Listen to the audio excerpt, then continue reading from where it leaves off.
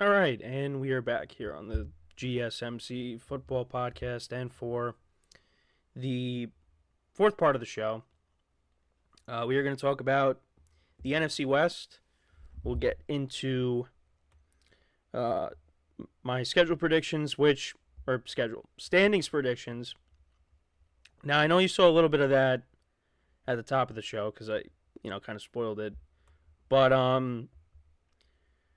this is what I have for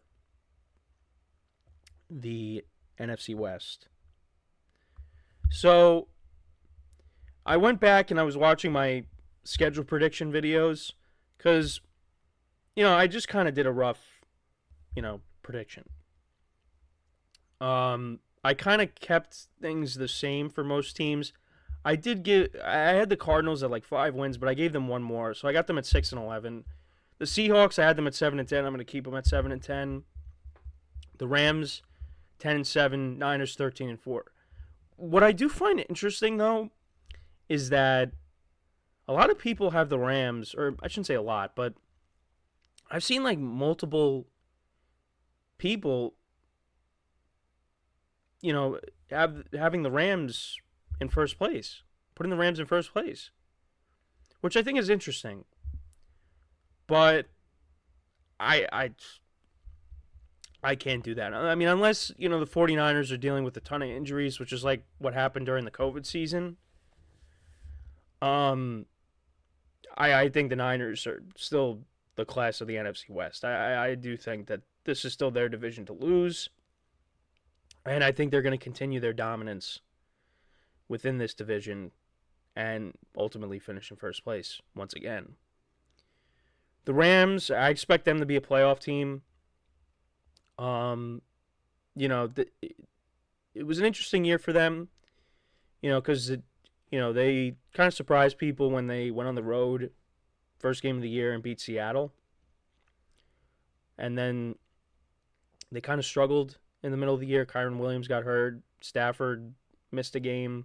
But, once Cooper Kupp came back, Kyron Williams came back, that offense got rolling. And they played really well down the stretch. And ended up making the playoffs. They lose that tough game to the Lions by a point.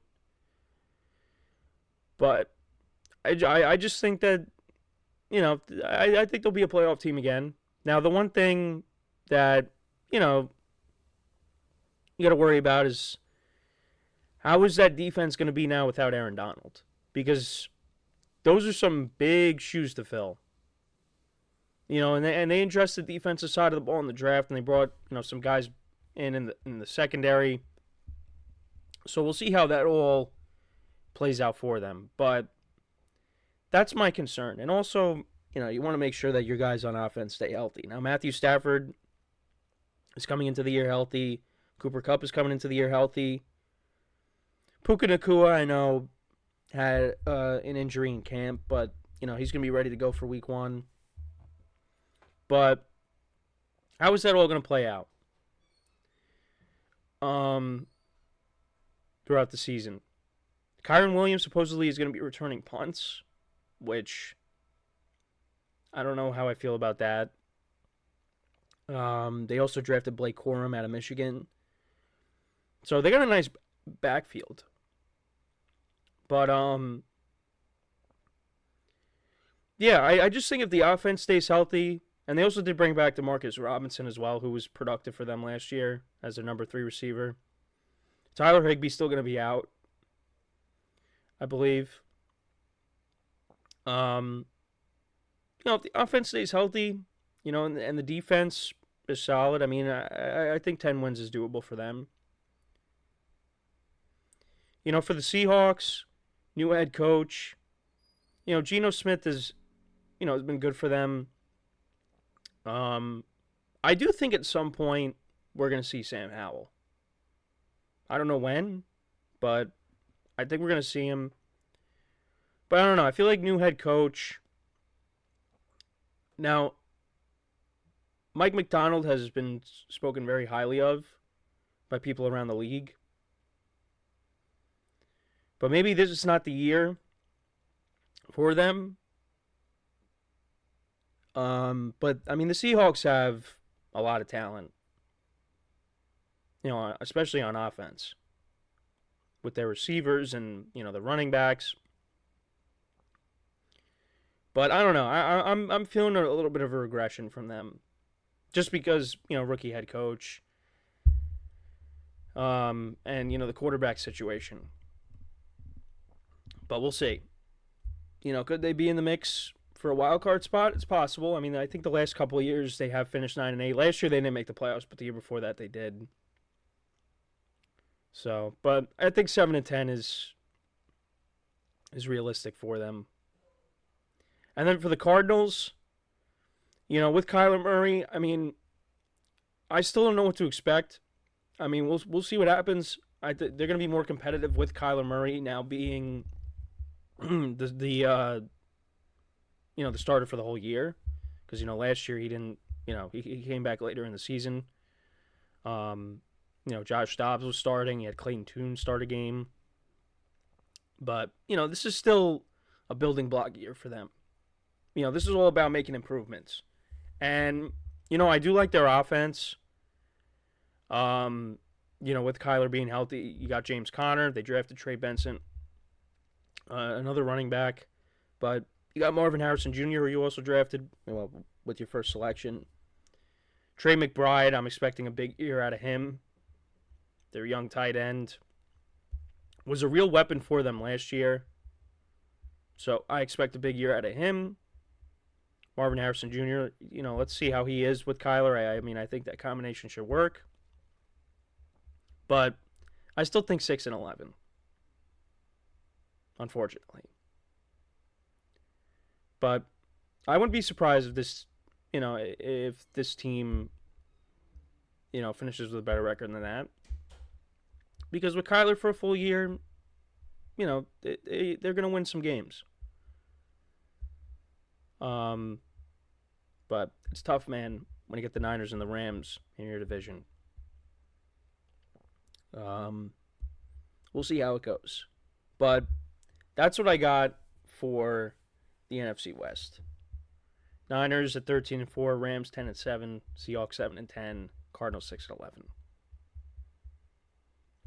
The Cardinals, they open up against the Bills. Seahawks open up against the Broncos. Rams open up against the Lions. And then the Niners play the Jets on Monday. So we will see how all those games play out. And like I said, I'll make my picks on Friday. So make sure to tune in the show for that. I mean, I'll give you my, obviously, when Thursday comes around, I'll give you my pick, for the Thursday night game. But yeah, Friday we'll be making picks for everything. So make sure to tune in for that. It's going to be all picks and recaps. Because I'll recap Thursday night. I'll preview the standalone game on Friday. Then I'll, preview the early window games, the late window games in another segment. So look, football's back. I'm so happy that it's back. Got 2 more days though, before we get to Thursday. So I'm really excited. So, but yeah, let me know what you guys think though about the NFC West. How do you see that division playing out? Let me know in the comments. But I want to make sure that that I have the other division in, because I guess I forgot to put them in the graphic here. That's why everything was blank and nothing was popping up. But yeah, it happens. I mean, I had them downloaded to my computer. I just didn't, put them in the graphics here. So yeah, let me know what you guys think though about this division. How do you see it shaping out?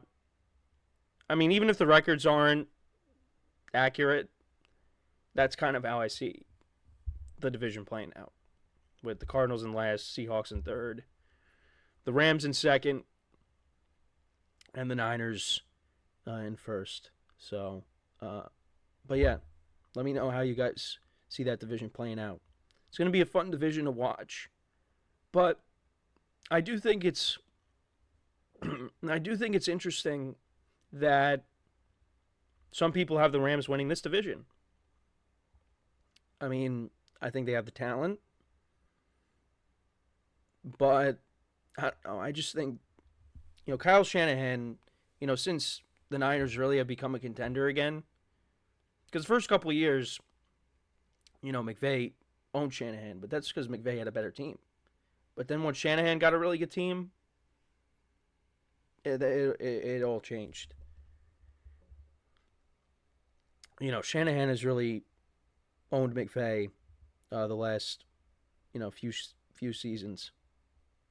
But really, it's really been since, the Niners got Nick Bosa and went to the Super Bowl in 2019. They've owned him. So, now last year they split, but that was because late in the season, they had their backups playing the final game of the regular season. So, we'll see what happens this time around. But yeah, so we're going to take our final break of the show.